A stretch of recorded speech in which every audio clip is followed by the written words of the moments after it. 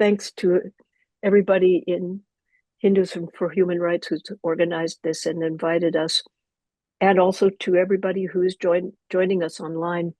Thanks for being here. I'd like to start by introducing myself and telling you how my life has led me to be here with you today. So I grew up Jewish in Southern California. I was a religious kid. I was pretty serious about it. At that time, all the boys had bar mitzvahs, but in my synagogue, no girls had a bat mitzvah. I demanded a bat mitzvah, and I got one in 1955, the very first one in my synagogue, and the last one for some years after that. Some things, however, began to trouble me. Now I know that those things are related to what today we are calling religious supremacy. They included a tendency to shrink our sense of community to people in our own tribe. They also included a disturbing mantra of exceptionalism that we were taught to repeat: the Jews were the chosen people. Of course, we were taught unquestioning faith in the state of Israel. And I was also turned off by the biblical God who was represented as angry, vengeful, and violent, while always demanding glory, praise, and obedience. In my early teens, I became disillusioned with my Jewish life and I turned away from it. But I was still a religious kid. Where else could I go for spiritual guidance and inspiration? Long story short, I went to India. From the year 1964 to the present, I've lived, maybe 12 or 13 years in India. I studied Hindi, bhakti poetry, devotional and mystical poetry. I first learned about the four most famous poets, Surdas, Mirabai, Tulsidas, and Kabir. But then I realized that Kabir was the one who was really calling me. His strong, egalitarian voice, his deep, non-dual awakening that made him see the divine everywhere and in everyone, his criticism of caste, religious sectarianism, and hypocrisy, his sense of humor, his way of directly addressing us in his poetry, us regular human beings, more than he addressed God, his interest in looking both deep within and outward at society. So I ended up spending many years translating and studying Kabir's poetry and living with the music and singers of Kabir. I taught in the Department of Religious Studies at Stanford. My teaching field was religions of South Asia, so I've taught about Hinduism and the history of religions in the subcontinent, including all of them: Hinduism, Islam, Buddhism, Jainism, Sikh tradition, as well as other ways of looking at religion and society. Over the years, I came to understand that Israel was not the shining beacon of hope as I had been taught in childhood. It was a settler colonial state that had expelled, exterminated, and oppressed the Palestinian residents of the land and had grown increasingly militaristic over the decades and was ruled by an ideology of religious nationalism called Zionism.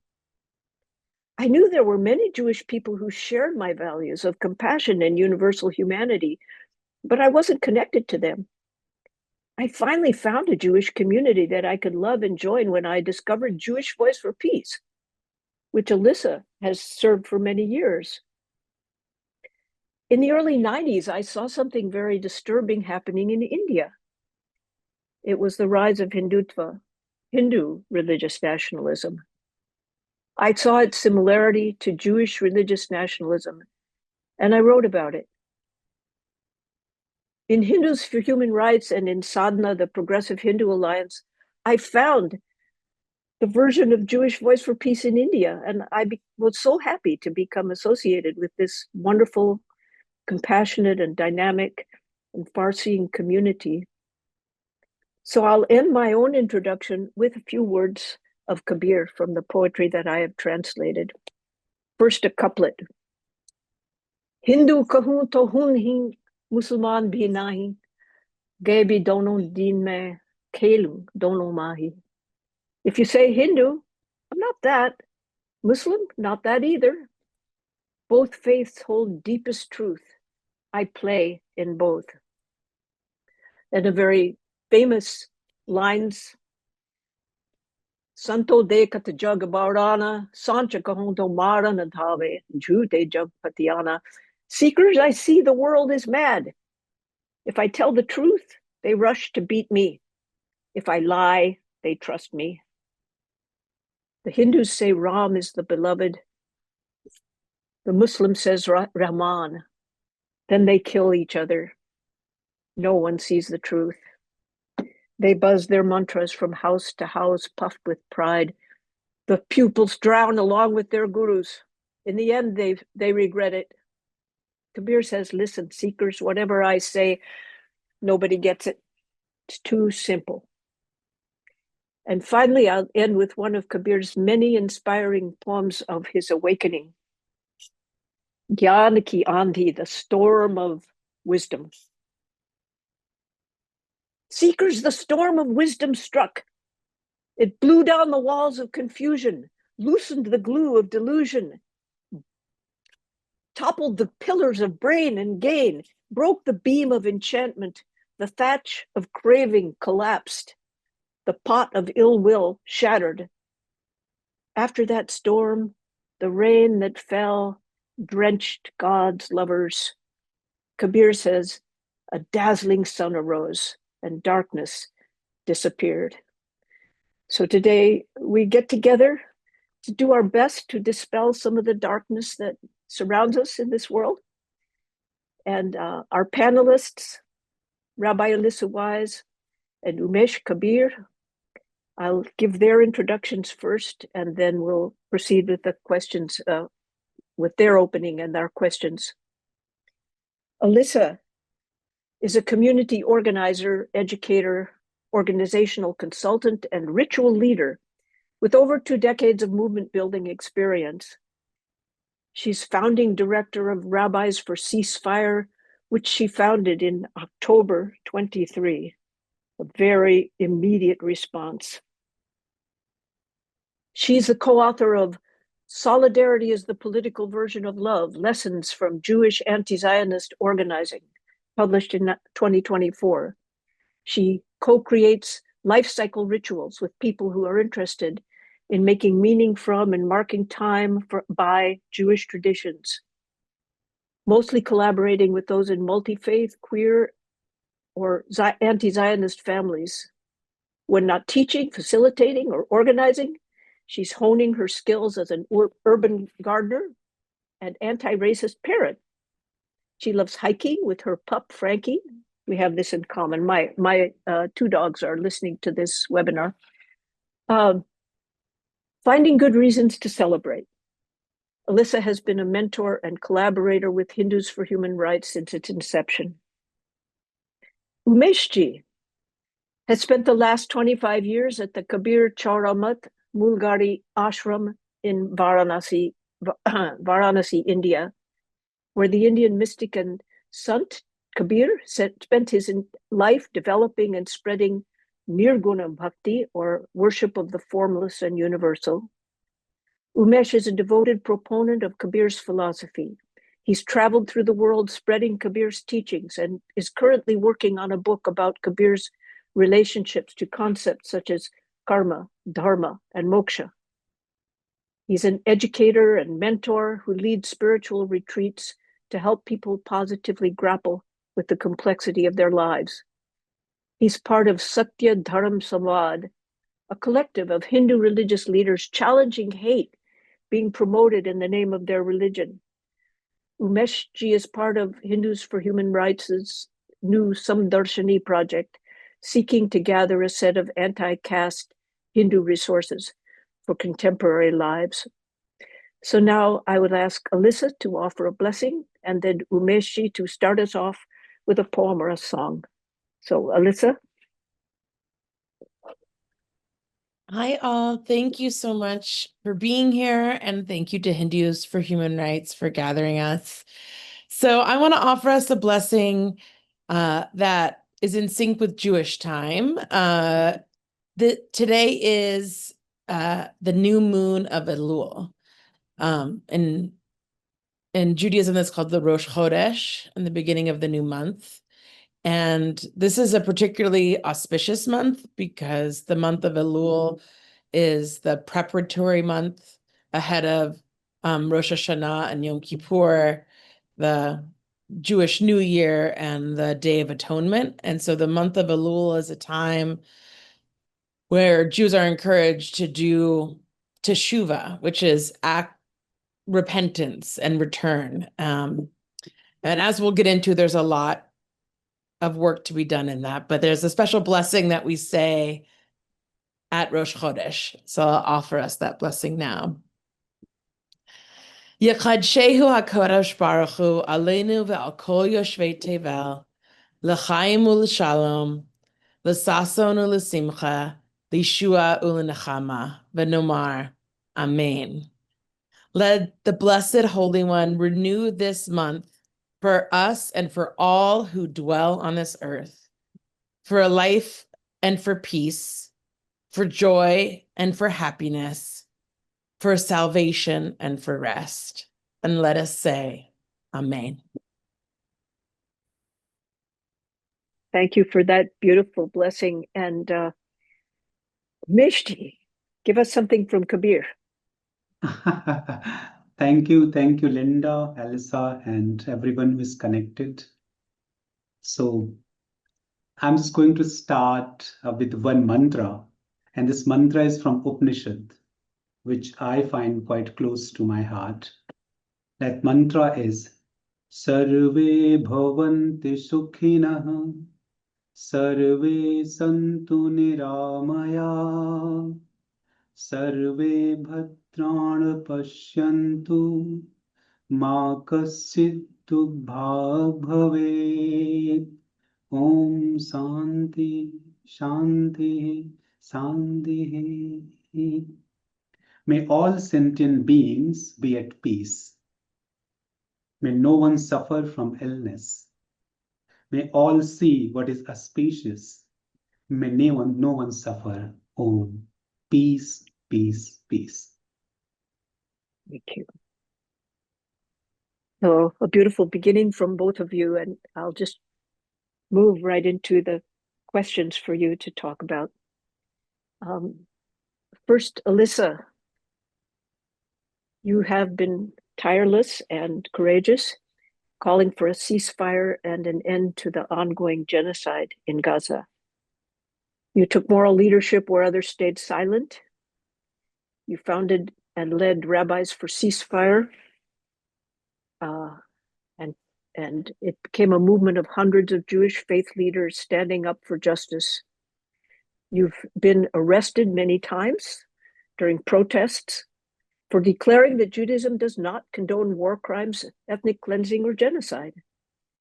So would you tell us about your journey of challenging and unlearning the idea that Zionism is synonymous with Judaism, how that process opened a path to a deeper and more rooted Jewish faith, and how your journey has developed into an understanding that anti-Zionism is not a rejection of Judaism, but a faithful stand against ethno-religious supremacy, a call to build safety and dignity and liberation for all. So a big mouthful of a question, but you know what we're asking. There's a lot in that question. Well, I'll just say some things and we can get to other things in the Q&A or later questions. Yeah, I think before I begin, it feels hard to jump into these conversations of journeys and paths and processes when in also holding the immense violence that's happening as we're sitting here. So I actually just wanted us to take a minute to touch in that this conversation that we're having is not a theoretical one. There's an urgent crisis. Famine has been declared in Gaza. Already, almost 300 people have died from hunger, including over 100 children. And far more than 60,000 people, including nearly 20,000 children, have been killed since October 7th. So it feels important to me that as we have these conversations and are drawing theoretical connections and theological connections, which is so important to do, we also are holding together with that the urgency of this moment. So, part of what inspired me to initiate Rabbis for Ceasefire, though the truth is I never imagined or intended to start an organization.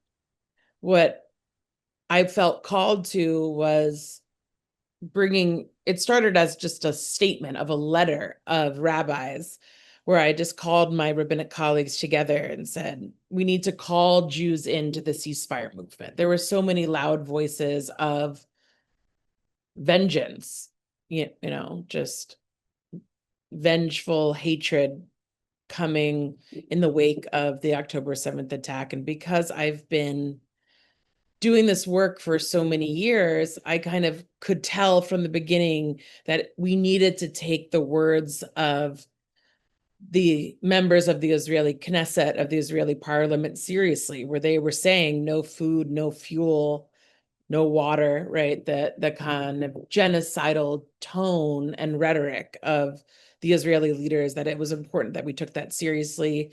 And that as rabbis, as spiritual leaders, we needed to remind Jews of the core values of affirming life and the dignity of all life that's inherent in Judaism. And I never could have imagined, truly never could have imagined that that statement would turn into an organization almost 2 years later. I didn't understand then how long and how complete Israel was going to make their retaliation. But at the same time, I kind of did sense it. I grew up in a religious, very Zionist community.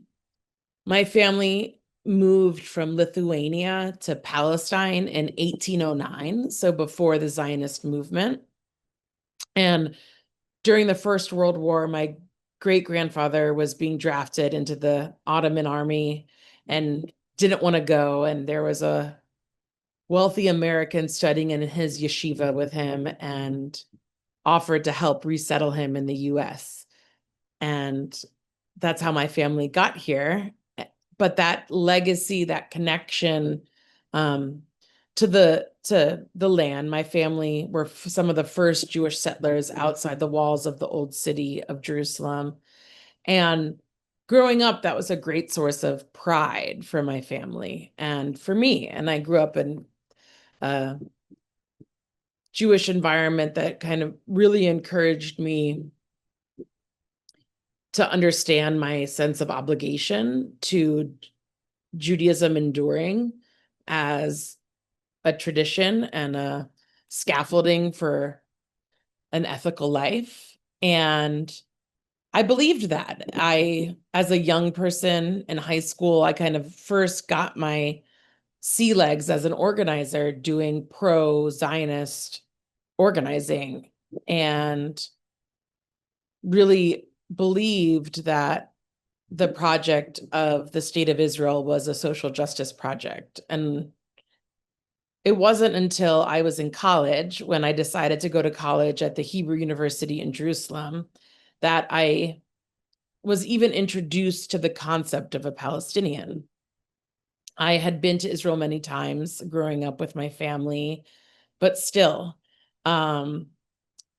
it was always referred to as Arabs. There wasn't a real reckoning, or even as I had gone to Jewish day school and had been fed a diet of Israel and Holocaust education, the reality of the occupation was not taught to me.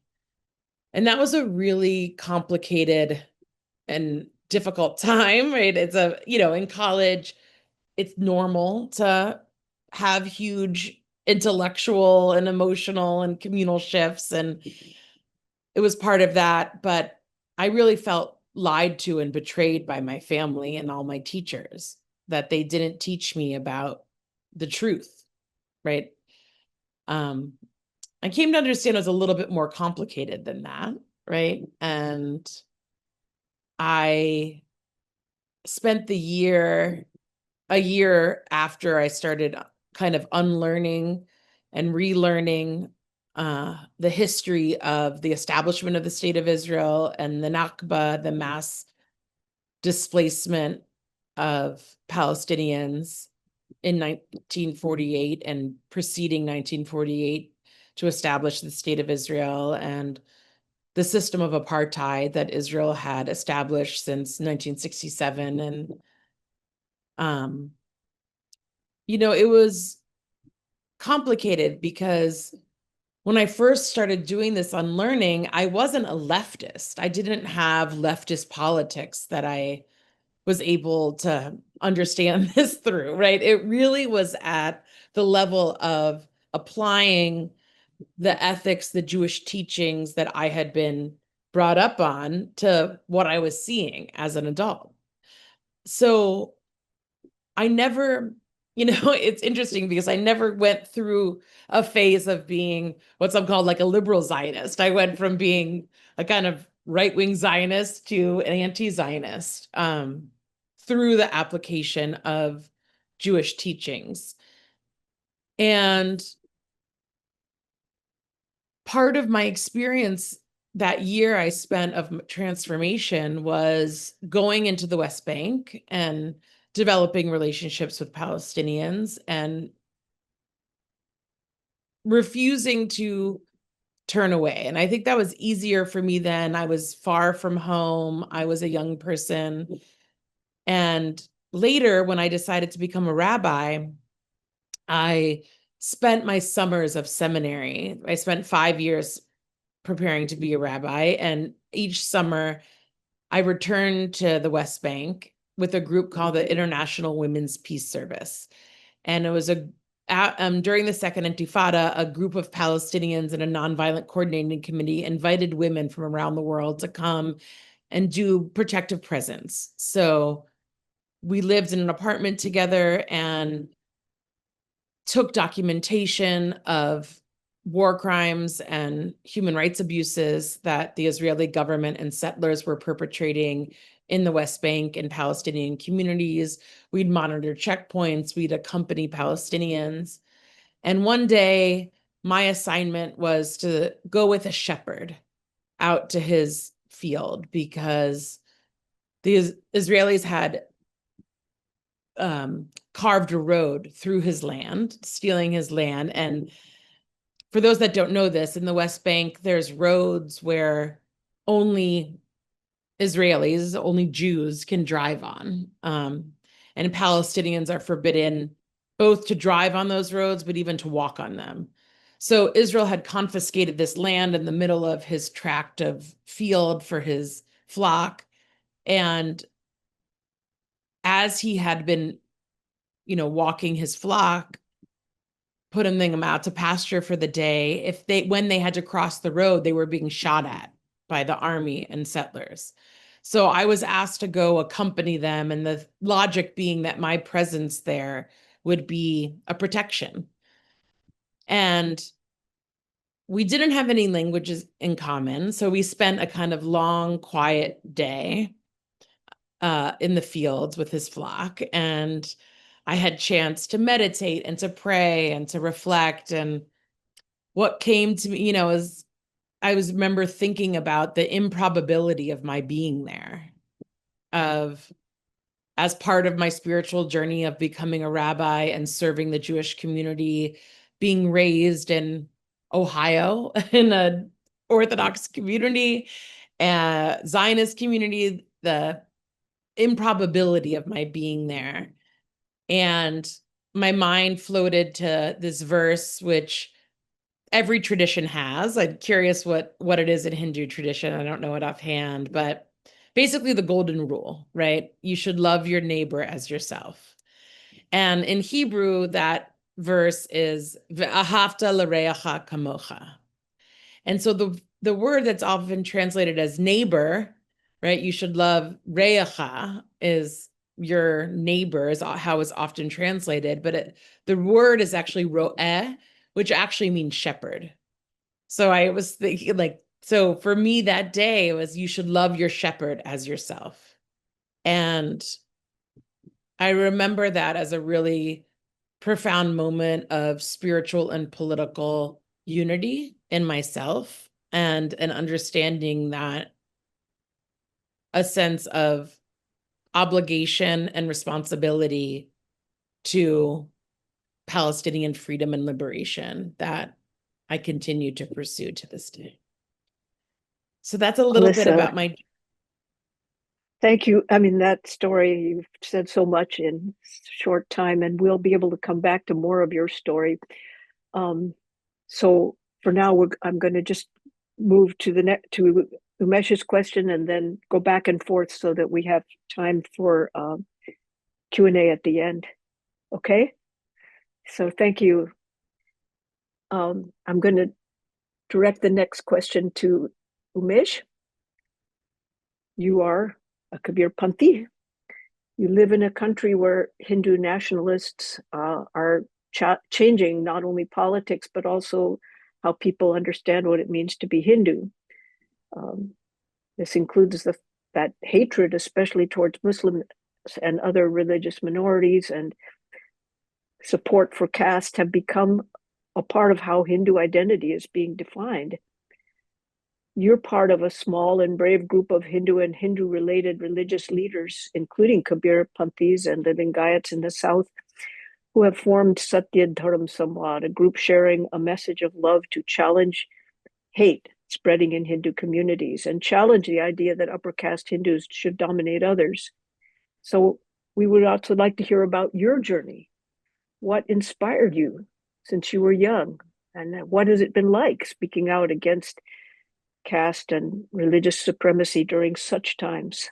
I know we could hear a very long story, but let's go for about 8 minutes.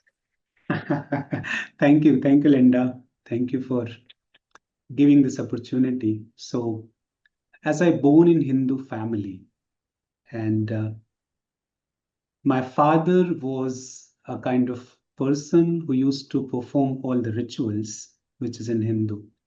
I have seen my father getting up early in the morning, touching the earth, worshipping, and afterwards chanting mantra for many hours. Maybe after taking bath, he will chant a mantra for 2 hours. Then in the evening, he will be sitting with a group of people discussing Ramayana and Mahabharata and sometime Upanishads. So I come from that family actually. And I have seen my mother, observing fast. And if any monk coming to home, she's looking after them. And she was a very sweet lady.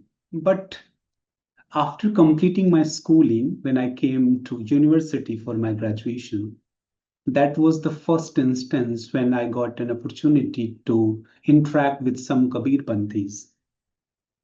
Before that, I have heard about Kabir. My father used to teach me the lessons through Kabir. Like if I'm lying, then he will just recite one couplet of Kabir, Saach barabar tap nahi. You need not to tell a lie, because truth is very important. And this way, many times he used to quote Kabir. But when I came out of my house, I'll come out of my village to complete my graduation. Then my father has rented a small student house, and I started living over there. And I remember once in university, my professor has given me an assignment on Merchant of Venice and Macbeth. And because I was from village and I was struggling a lot to settle in the city. And suddenly teachers had given Macbeth and Merchant of Venice, which was not the part of my course that time. But while giving lecture, he said, just read and write something about it, which was quite unusual for me. When I reached to my house, my rented room, I started with Macbeth and I was blank. I was unable to understand anything. So Shakespeare was quite tough for me.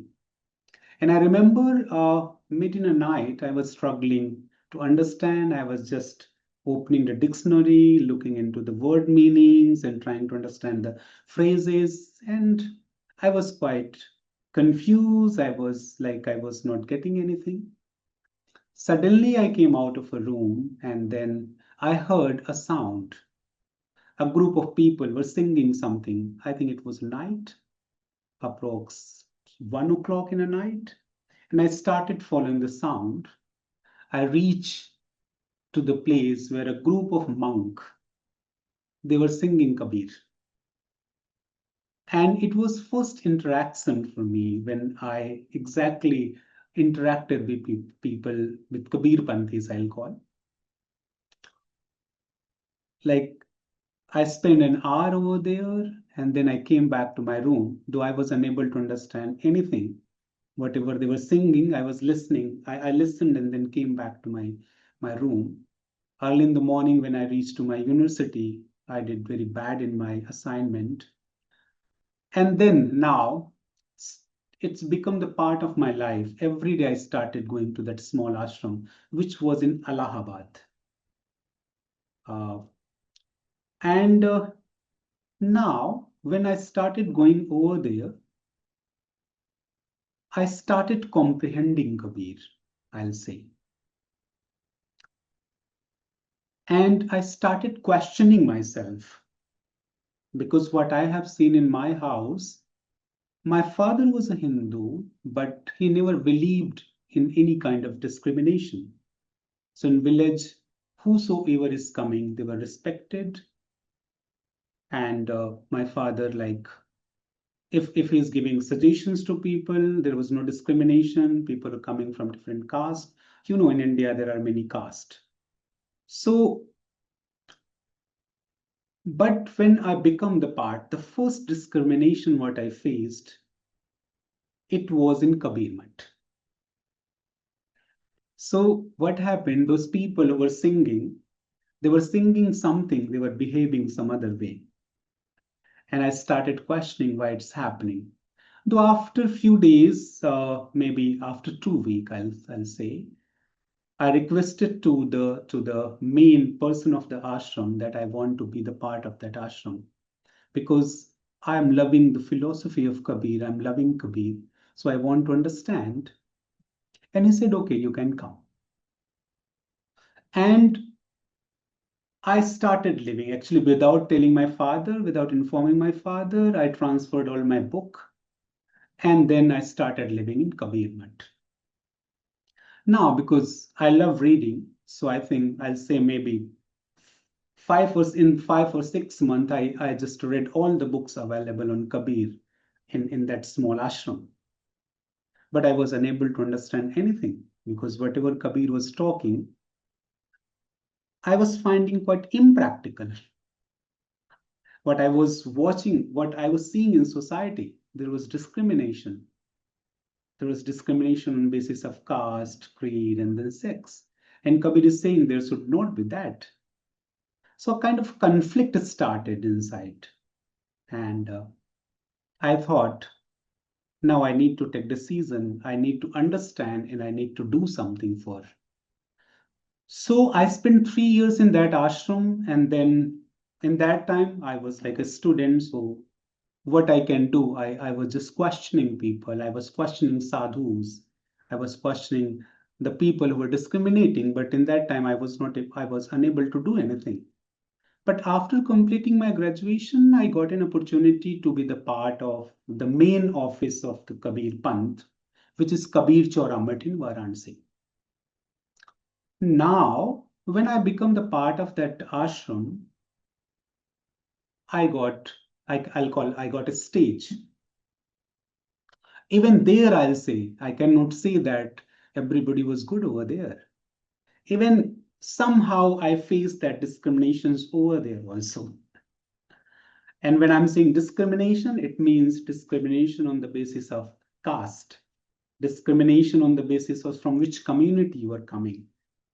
People are questioning you are Brahmin, but you are something else. And it was like something it was something I was not expecting, because Kabir is so loyal, whatever he said. It's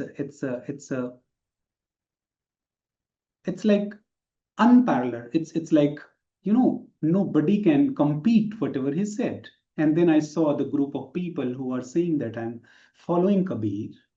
They were saying that I'm Kabir Panthi. Even they were not doing what Kabir had said, what Kabir has taught. And I thought it's inappropriate. And then a kind of revolution started taking inside me. And I started raising my voice. It's not right. But with that, I was continuing my education. Like, while living in ashram, I completed my law. So I'm law graduate.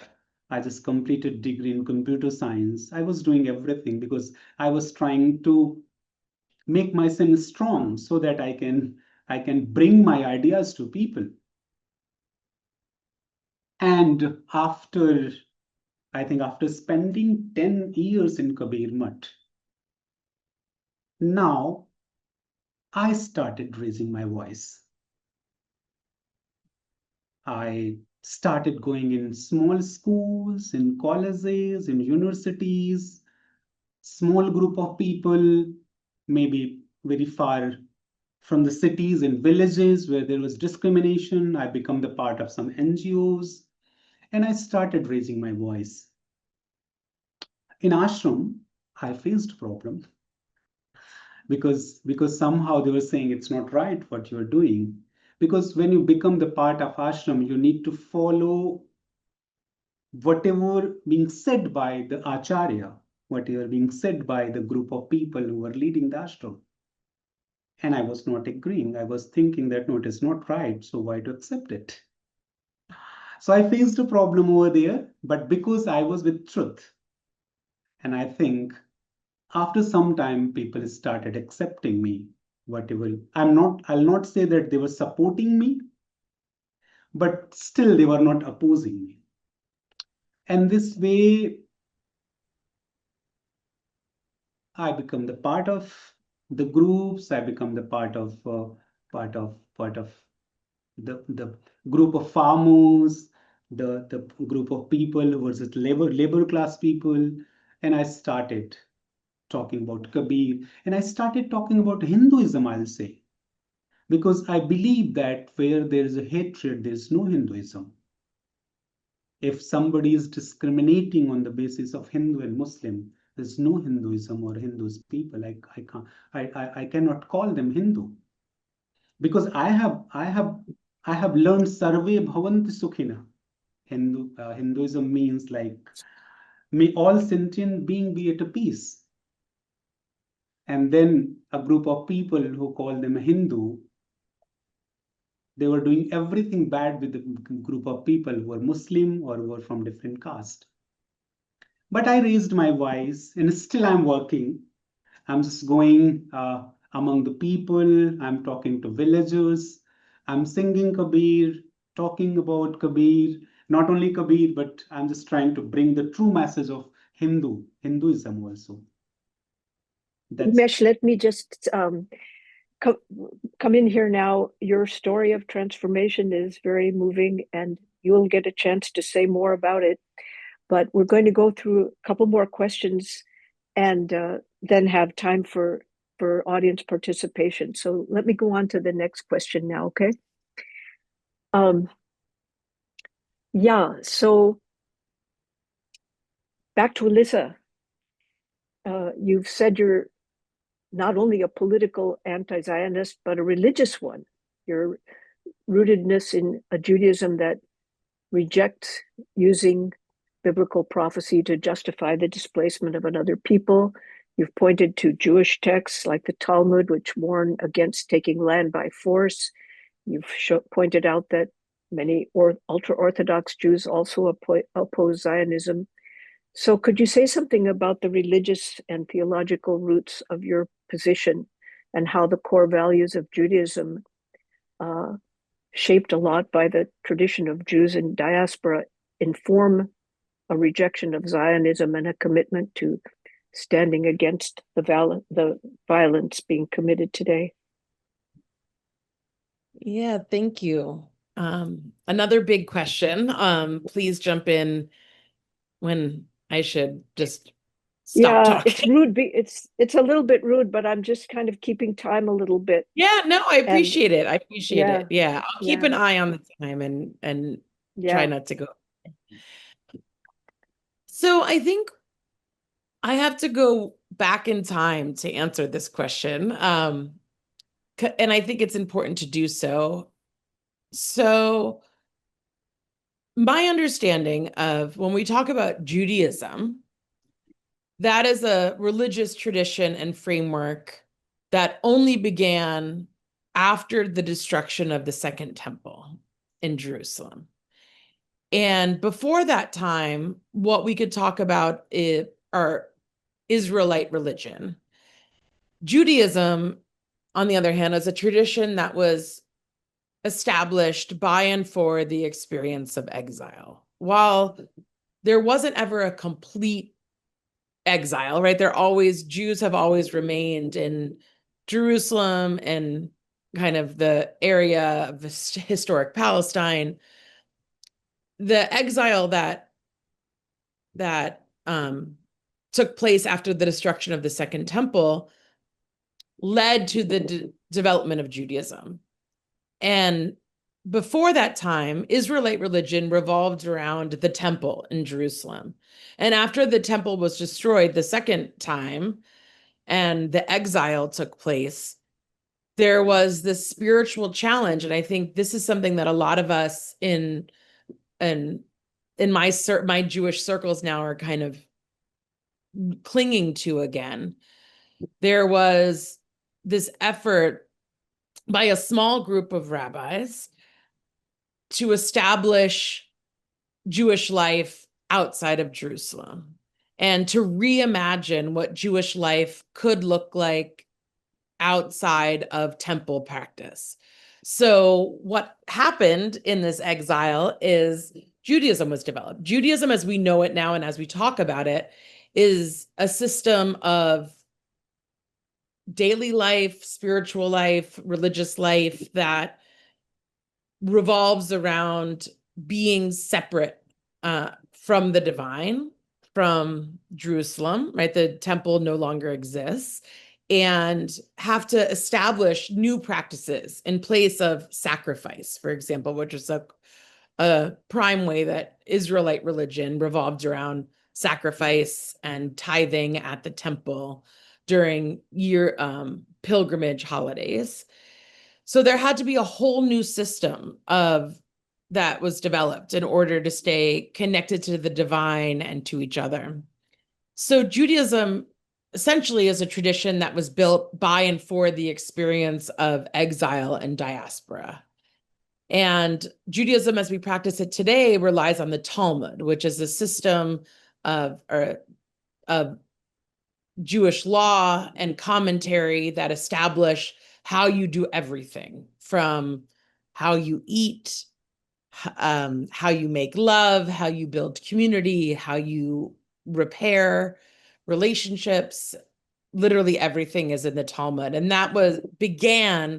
the development of the Talmud began after the destruction of the temple. And then that is the tradition that we've inherited. And over the years, in the commentaries of the rabbis that established the Talmud, they were very clear that they're not trying to reestablish temple sacrifice, though they fantasize about it and vision it. They're not actually encouraging returning to Jerusalem or taking over the land in the way that Zionism has done. So this is the place of religious anti-Zionism, right? And it looks different for me than it would for an ultra-Orthodox person to be an anti-Zionist, though it has there's a Venn diagram, right, that has a similar root, which is the idea that a messianic time, which in Jewish tradition, we are not in that time. We're constantly yearning for it. And that's actually the spiritual fire of Judaism, in my opinion, is that we're constantly yearning and reaching for a redeemed world, right? It's the process and work of redemption that is the spiritual obligation and the spiritual work of Judaism. So the rabbis are very clear that that's not their project, right? That's a project of returning to the land, returning or having, right? It wasn't really a returning to power. It would be having power for the first time in that land is not something that humans do, right? That would be in God's hands to produce. And so we then are focused on how to live, right? And affirm life. And those are the kind of the core tenets of Jewish life and Jewish practice. So for me, it's actually being Zionist that goes against Judaism more than anti-Zionism does. There is a kind of yearning for the land, right? And in the Torah, Moses never even enters it. And the book starts over before they've entered the land. So there's a spiritual metaphor in the kind of yearning for land and for homeland and for Zion, but it's not one that was ever intended throughout Jewish history until 120 some years ago.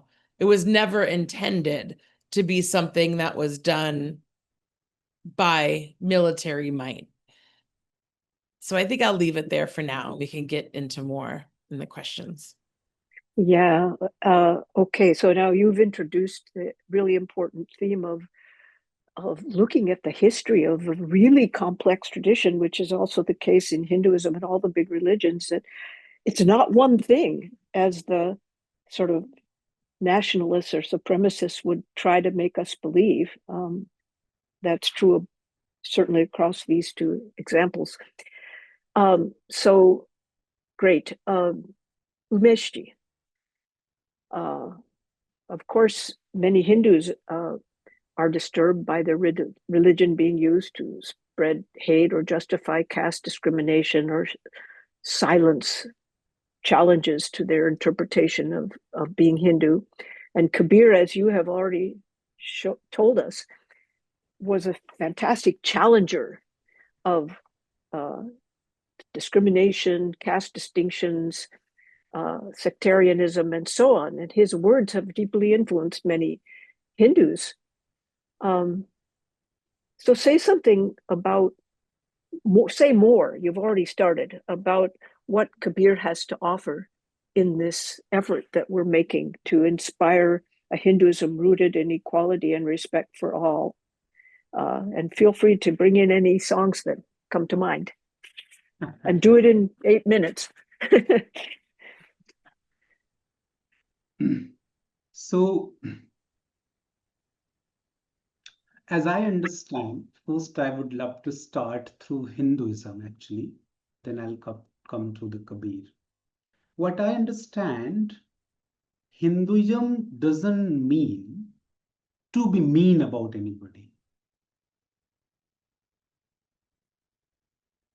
Basically, Hinduism is not a tool in true sense to divide people. What I have learned, what I have seen, whosoever practiced Hinduism, those people are so loving and they believe in love. If they truly believe in Hinduism, they would love to help people. But nowadays, what is happening, I'll say a group of people are trying to prove something else what Hinduism is not. And Kabir challenged those people. That's what the beauty of Kabir. He raised his voice. That's why you see when Kabir is standing in temple, he was talking to people and he's just saying, "Oh, my dear brothers, you are making temple out of bricks and cement." And when he was in mosque, he was just asking a question to Muslims also. Why are you making this mosque out of cement and bricks and you are shouting? Do you think your God is deaf? And then he was asking a question to Hindus that you think that your God is living in temple.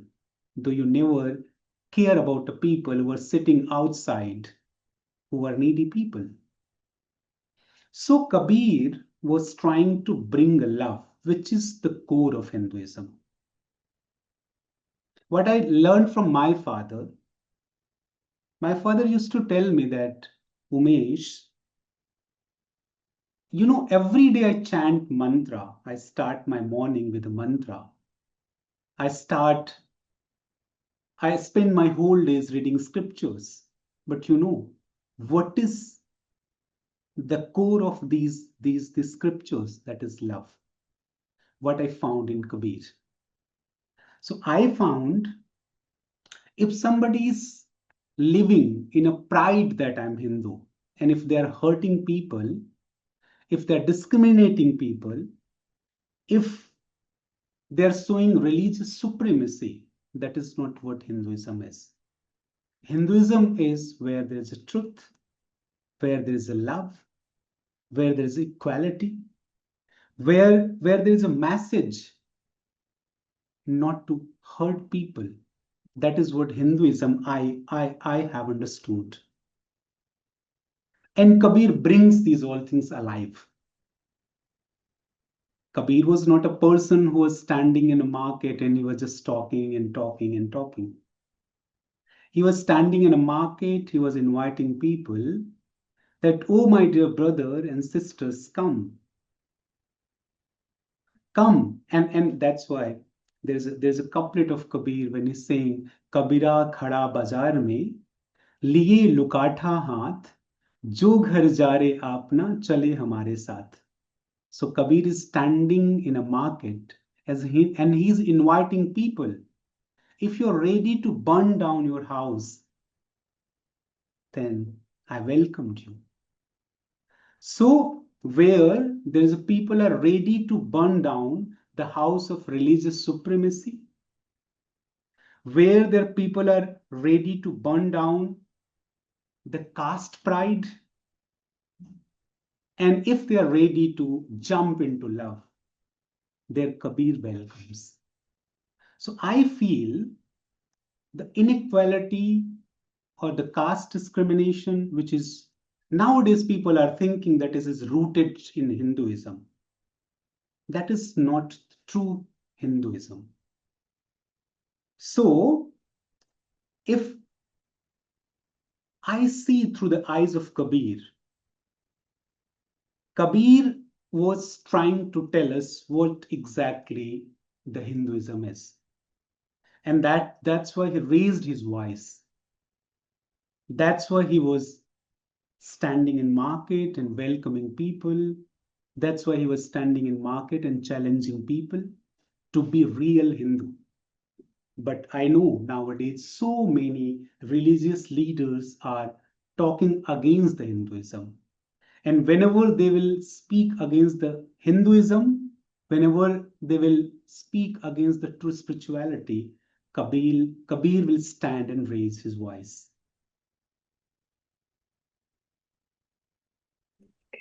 Thank you.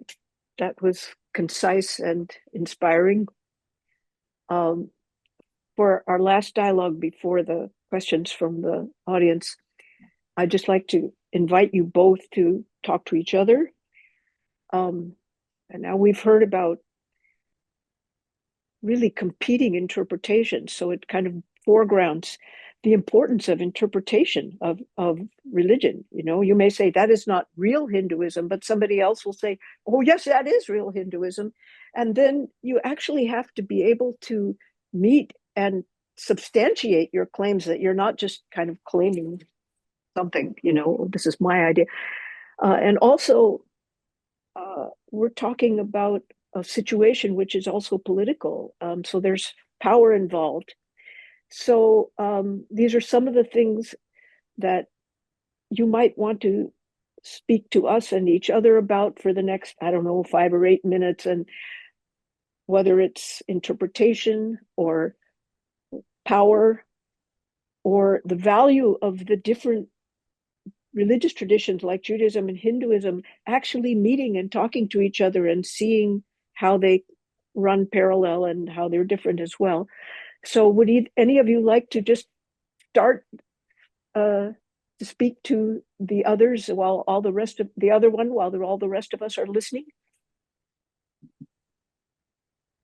Do you have any responses to each other or thoughts that the other has aroused in you? Yeah, it's interesting that you raised that, because I also noticed in listening around this kind of question of who is, you know, you were saying I couldn't call that person a Hindu, right? And it's interesting because I am in the position for a lot, you know, for my adult life, the past 25 years or so, that I have been no longer a Zionist. I have been lobbed with accusations of not being a real Jew, right? Or actually Jewish. And so I've actually been very wary, right, of participating in that discourse, right, of who's a real Jew, right? And because I think, at least in Jewish interpretation and meaning making, it's possible to go to our texts. I think I have to be honest and admit this, that one can go to the Torah and pull out an entire thread for pacifism, for ceasefire, for affirming of the dignity of all life. And someone could go to the text and pull a thread that justifies slavery and domination and militarism. So there's not like an essence in my view, but I wonder if Hinduism, if it's different in Hinduism and there is more of that claim of an essence. So maybe I would love to put something. Yeah, one thing what I want to bring here, nowadays what is happening in India, so many people are trying to bring certain text in light, and they are defining this is Hinduism. They will bring Manusmriti and they will chant some mantra from there, and they will say that is Sanatan Dharma. Sanatan Dharma means the eternal truth. And then on that ground, they try to discriminate. On that ground, they try to prove this is a Hinduism. But maybe it's my belief, and I think it's a need of time also. At some places, we need to leave those slokas, those couplets, those mantras from different Hindu books, because whatever is said, it was said in different situation. It was said in different time frame. I always question myself, like if maybe I can take this things through Kabir. Kabir was here before 600 years ago. Is it necessary to accept Kabir as he was in his time? No, it is not necessary to accept Kabir as he was in that time, because now the time is totally different. So I believe, again, I'm saying it's my personal thinking, that if something is irrelevant, something is not good for society, we should raise our voice. We should say no to it. Because the circumstances, the time, the situation was very different when Kabir was there. So I feel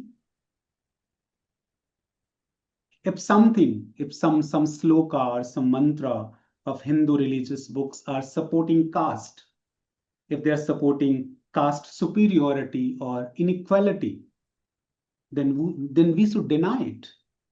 That's what the task of the witty people, the people who are having wisdom. So, especially the people who are interpreting those things and they're clinging with those texts, I feel that should not be there. That should not be accepted. I think the other So thing, yeah, go ahead. Are we done? no, go go Well, ahead. I just want to introduce a new topic, but yeah, go ahead. Yeah, you go for it. Well, I think that there's two things that we haven't touched on that just feel like important to do just out of integrity, right? And complete. So we haven't said anything about Islamophobia or about Christian nationalism. And I think if we're going to be talking about especially the overlaps of Hindutva and Zionism, I think Islamophobia is I think in my read, Islamophobia is what brings together the Christian nationalists, the Zionists, and the Hindutva. And there's other similarities in religious nationalism, but I remember learning about I'm not going to remember the name, maybe the birthplace of Ram, Babri Masjid. Ayodhya. Yeah, Right, Ayodhya. exactly. Right. And there's Yeah. like this striking parallel to the cave of the patriarchs in Hebron, right? There's the kind of way that there's the Islamophobia that's kind of part of that, and that I think animates these are the way the violence and the harm and the kind of character of religious nationalism, right? As it's distinct from other forms of nationalism. But I think without kind of pointing also to Christian nationalism and the way that, and I don't know how Hindutva relates as much as Zionism, so I'd be curious, because I think there are these like marriages of convenience that many Zionists, Jewish Zionists, are having with the Christian right. And then there are these interesting Marjorie Taylor Greene and Tucker Carlson breaking on Israel with some elements of the Christian right, but it doesn't equal allyship with Palestinians or with Muslims, because Marjorie Taylor Greene will on one hand, say critique Israel, but on the other be grotesquely Islamophobic. So I guess I'm kind of curious how you see those connections, and in particular, what you see as far as the connections to Christian nationalism in the conversation of religious nationalism. Just before you reply to that, I'll just say, as a sort of scholar of religion, history of religions, that all of the major religions, including surprisingly Buddhism, all of them, in Islam and Christianity, have their versions of religious nationalism.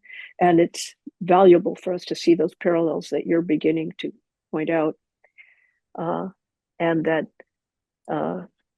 marriage of convenience is very nice. That is, Hindu nationalism and Zionism create a very nice marriage of convenience, and then you add in the Christian. Yeah. So does it speak to you, Umesh, to see these connections? Sorry, I just want to understand the question of Alicia. Can you like One.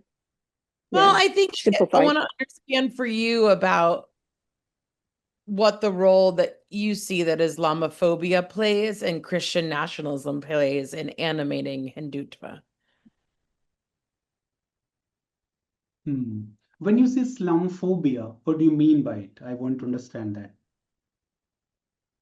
Islamophobia as meaning a kind of irrational fear and hatred of Muslims as Muslims.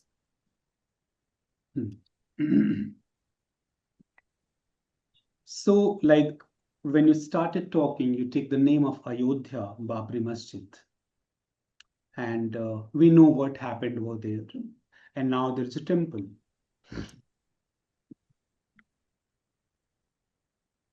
I feel this, like if we question this, that there was a Babri Masjid, and then now there's a temple.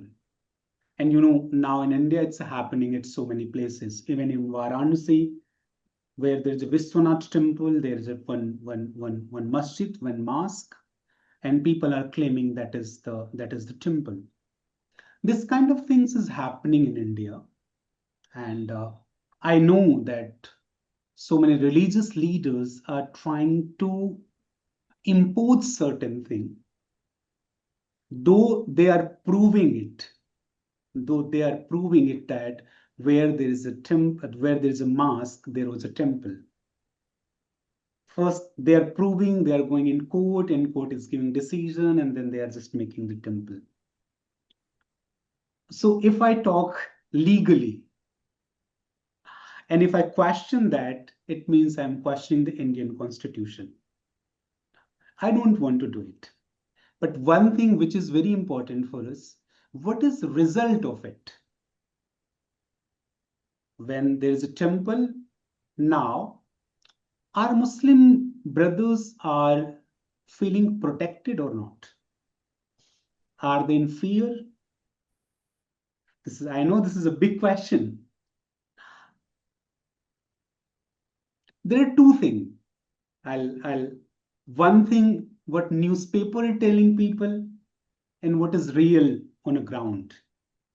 In India, because I'm a part of interreligious groups, and I got an opportunity to interact direct to the Muslim people, direct to Buddhist people, direct to different religious people. If we leave that political things, what is happening over there, people are very happy. Muslims are not having a lot of issues with these things. So many Hindus are not having these kind of issues with Muslim or Muslim with Hindus. But yes, there are a political group who are very much active. And sorry to say, but it's a politics of vote back. So on that ground, they are trying to create this kind of things where they are showing that this is right or this is wrong. But if I say Muslim brothers are not in fear, except few groups, and in certain places, Hindus are not fearful. They are living together, they are eating together, they are sitting together. I'm not talking about all, but it's happening. So I say reality is something different. And again, I'm saying on my own experience. So we should be a little careful about what newspapers are saying. And there is not Islamophobia, and maybe I don't know, I can use that same word for Hindus also. No, there is not kind of things. I don't know. Does it make any sense, or I'm little go away from the questions? Yeah, I mean, I think that, yeah, go ahead. I mean, we are running into the time for questions from the audience, and we're really in the weeds here about political affiliations and interests, and what's the reality on the ground, and who feels threatened and who doesn't. I don't think that we could settle it in the next 60 seconds, which is what our schedule allows. I do think it's complicated on the ground in India, and I personally had a reaction against what you said when you said Hindus and Muslims are happy. My observations have been that they're not so happy with this movement and with where power has gone. But then I'm supposed to be moderating, not arguing with the panelists. So so I don't know, Alyssa, did you want to just put in another comment in there before we go to the Well, audience? no, it's okay. We can move on. Yeah, we can move on. What do you think? Can we, Mayank, you're there behind the Hindus for Human Rights sign. Should we go to some questions now? Are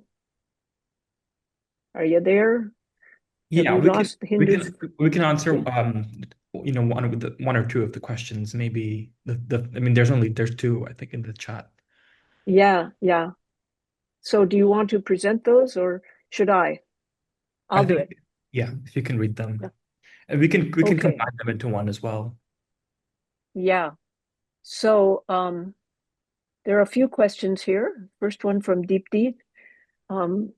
She points out that Zionism and Hindutva, in some ways, both rely on claims of being indigenous to the land. This has been mentioned by Alyssa. Would you like to comment on this, both of you? How there's been a claim that this land belongs to us, and and the Jews have a right to the Holy Land, or the Hindus have a right to India, and others are second-class citizens, that kind of a thing, and that we have some indigeneity there. Would you like to comment on that? And how important is that claim? It's a hugely complicated question, but anyway, Yeah. do your best. We're into sound bites here. Yeah. I think, as I said before, when I was discussing the destruction of the Second Temple and the exile, I think it is important to say that there has been Jews in that land since that time. To me, that doesn't imply indigeneity as we typically think about it. And I do regard Palestinians as indigenous to the land, but I'm hesitant to assign Jews that same designation just because Jews have lived in such smaller numbers there over time until recent years, and because of the diasporic nature of Jews, and that Jews have lived and evolved and made home throughout the world. And I think those who claim indigeneity of Jews in the land are doing so in order to deny Palestinians a legitimate claim to their land. And so I don't know anyone who claims it in that way and in that language. And I think, it is a claim that is actually used to deny Palestinians their identity and their history. So I think it's something that we have to be really careful of. And I think the implications of indigeneity, meaning a people who are kind of in relationship to the land, have multi-generational ties to that land, have an integration into the land. Those are things that are also not true of the Jewish population now, right? Like, there are reports almost daily of Jewish settlers uprooting hundreds years old olive trees and desecrating the land. And I think that kind of goes against the ethos of indigenous people to treat the actual land in the way that Jewish settlers have been treating the land. So as we were saying, it's a complicated question, but I think it's one that we have to take with real caution because it is really used as a weapon to deny Palestinians their identities. Thank you.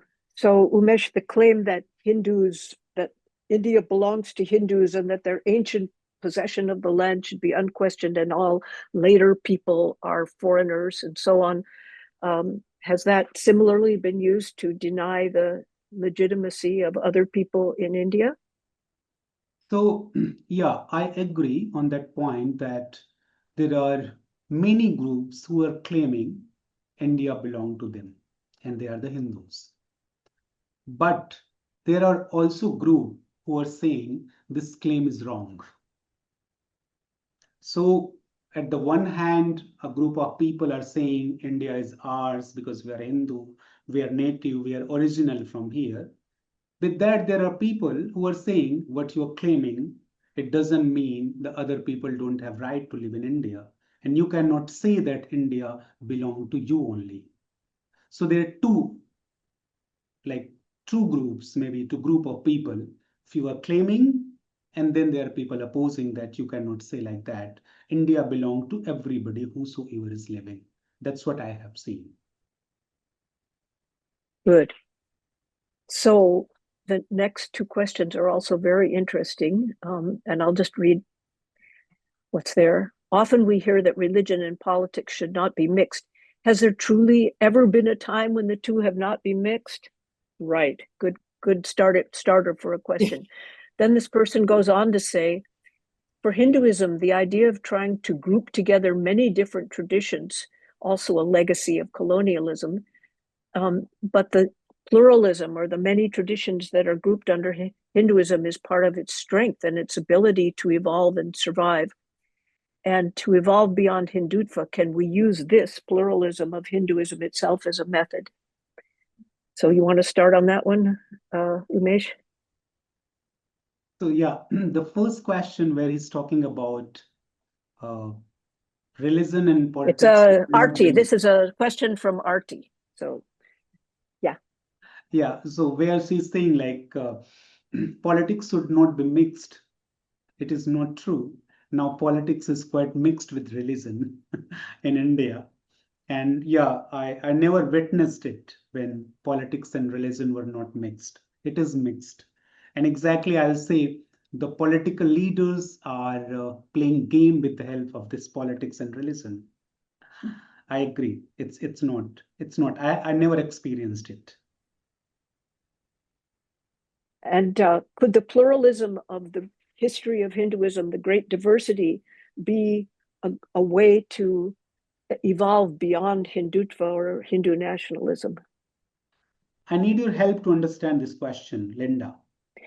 Yeah, just that Hinduism, and when you look historically, is very complex and has many traditions under one umbrella. So that diversity could be, this questioner is implying, a way to move beyond the exclusivity of a Hindu nationalism, the narrow interpretation. Yeah, exactly. It is helping. I'll say I accept it that because in India there is different sects. We can take the example from Kabir.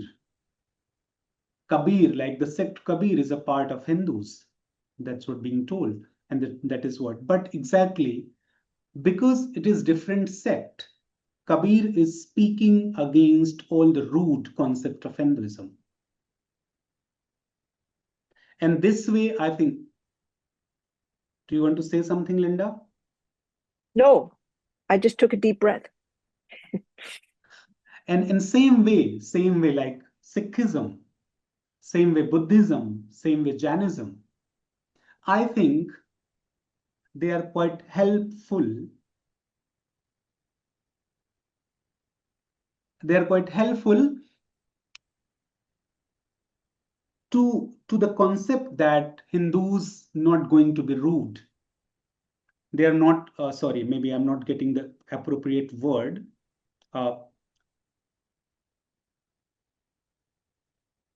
They save Hinduism to be more rude and rude, I'll say maybe.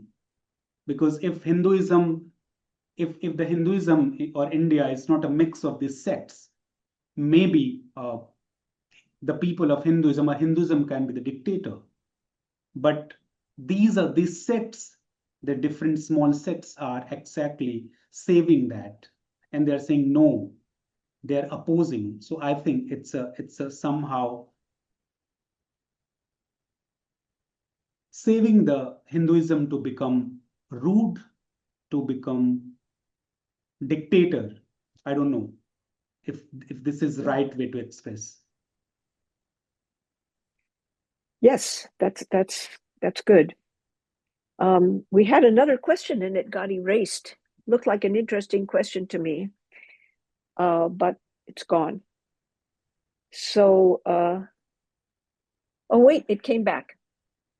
I'll just read it from Sanjana. India is the biggest purchaser of arms from Israel. How do you see the right-wing collusion between these two governments? And what efforts do you see to disrupt it, if any? Any comments on that? I mean, there we get to the real hardcore political and economic, as well as ideological questions. I don't have much knowledge about it. Sorry. Okay. Do you want to say anything about that? Yeah, I mean, I think it's really important that when we talk about these alliances, that we understand that they are being held up by multiple pillars, right? There's not one thing holding them up.